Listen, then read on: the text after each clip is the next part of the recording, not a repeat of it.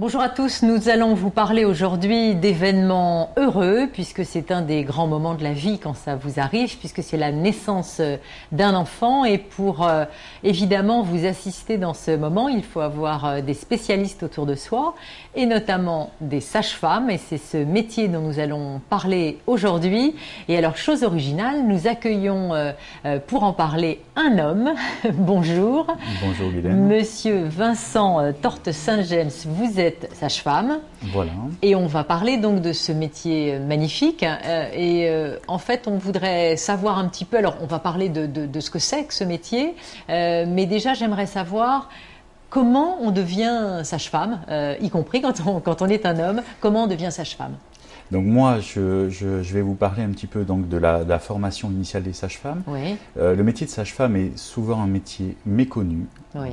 Bien que tout le monde puisse dire ce qu'est une sage-femme, Oui. la formation réelle des sages-femmes et les compétences réelles de sage-femme sont souvent méconnues. Donc je pense que maintenant on sait qu'il y a aussi des hommes, la preuve, qui peuvent exercer ce métier. À titre personnel, Oui. maintenant j'exerce plutôt des fonctions d'encadrement, donc je suis plus directement en contact de patientes.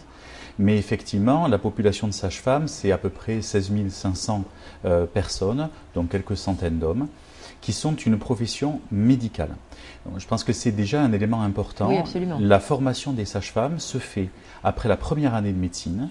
Il y a donc un concours classant entre le métier de médecin, de dentiste et de sage-femme. Donc les étudiants, à l'issue de ce concours, choisissent la profession qu'ils veulent exercer. Et donc, après cette première année de médecine, nous avons encore 4 années d'études de formation pour devenir donc sage-femme.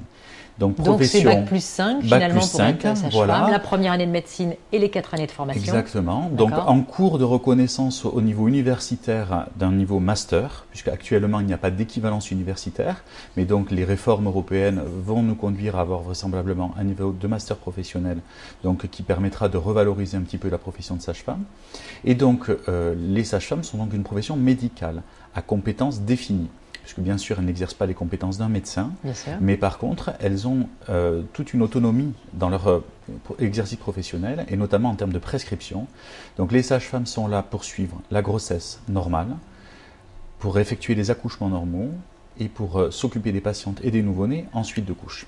D'autant que, pardon de vous couper, mais on sait que finalement pour 70%, je crois que c'est le chiffre des accouchements, seul le personnel, la sage-femme est présente pour permettre à l'enfant de venir au monde. Il n'y a pas forcément... En tout cas au niveau hospitalier, c'est-à-dire qu'effectivement dans les différents modes d'exercice de la sage-femme, elle peut travailler en milieu hospitalier, entre autres, en milieu hospitalier et en secteur privé. Donc effectivement à l'hôpital, les accouchements normaux sont faits par les sages-femmes, qui ont d'autres fonctions à l'hôpital, mais les accouchements normaux sont faits par les sages-femmes. Le médecin n'intervient qu'à partir du moment où il y a besoin d'une extraction, donc soit instrumentale, soit d'une césarienne, ou quand il y a une pathologie particulière qui intervient en cours de travail, auquel cas la sage-femme est là pour détecter la pathologie et pour passer le relais au médecin. Donc c'est le cas aussi dans le cadre du suivi de grossesse. Les sages-femmes suivent des grossesses normales, font des échographies obstétricales et sont là pour détecter la pathologie. S'il n'y en a pas, ce qui est heureusement le cas dans la plupart des grossesses, la sage-femme va aller jusqu'au bout du suivi de grossesse. Et s'il y a une pathologie qui apparaît, elle va passer le relais à un médecin qui va lui prendre en charge cette pathologie. Alors c'est finalement un métier dans lequel on accompagne une grossesse du début jusqu'à son terme, jusqu'à la naissance de cet enfant, avec un personnel qualifié, vous venez de le dire, parce que c'est une formation médicale, ce sont des gens qui ont reçu une formation médicale et c'est important de le signaler, vraiment.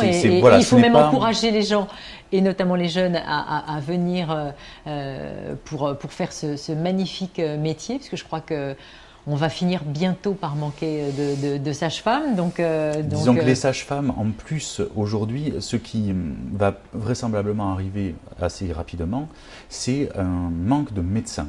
Parce qu'on sait très bien qu'on a de moins en moins de médecins spécialistes, obstétriciens, pédiatres, anesthésistes.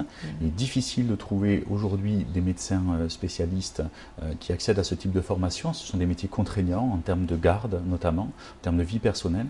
Et donc c'est vrai que les sages-femmes à chaque évolution législative au niveau des lois de santé publique, ont de nouvelles compétences qui apparaissent en termes de contraception, de prescription de contraception, de suivi gynéco, de suivi de grossesse, parce qu'on sait très bien que le métier de sage-femme va prendre du poids à l'avenir et que les sages-femmes vont être amenées de plus en plus à avoir cette autonomie qui va être mise en évidence par leur action professionnelle.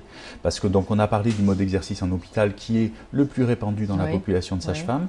C'est là aussi où on peut exercer le mieux nos compétences réelles telles qu'elles sont écrites dans le Code de la santé publique, donc en termes de suivi de grossesse, en termes d'échographie obstétricale, d'accouchement, de réfection d'épisiotomie, de réanimation immédiate en salle de naissance, de suivi postnatal, d'hospitalisation à domicile.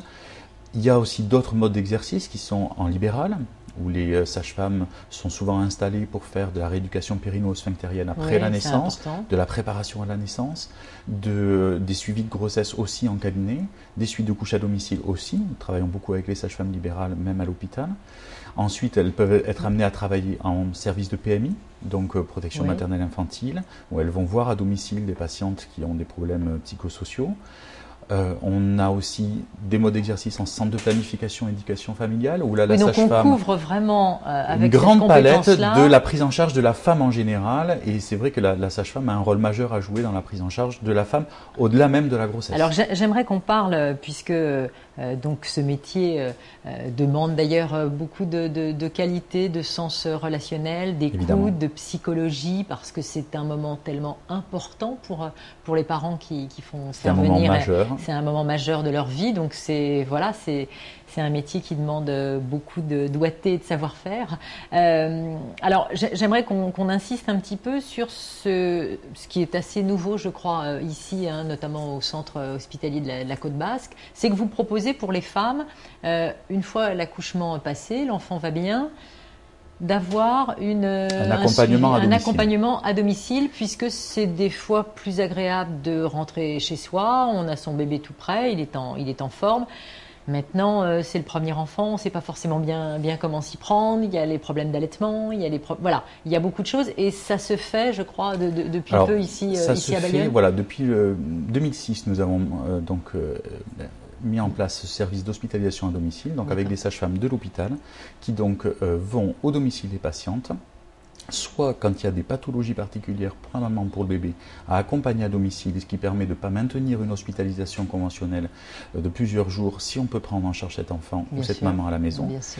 Et deuxième aspect, c'est les sorties précoces. On se rend compte de plus en plus que les durées de séjour sont de plus en plus faibles en maternité, tout secteur confondu.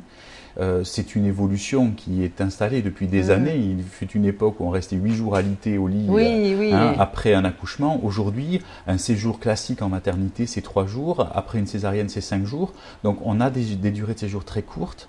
Et il est évident que ce qu'on faisait passer en termes d'éducation, de prévention, d'accompagnement, sur des séjours de 5-6 jours, on ne peut pas aujourd'hui faire la même chose sur des séjours de courte durée, de 2 ou 3 jours.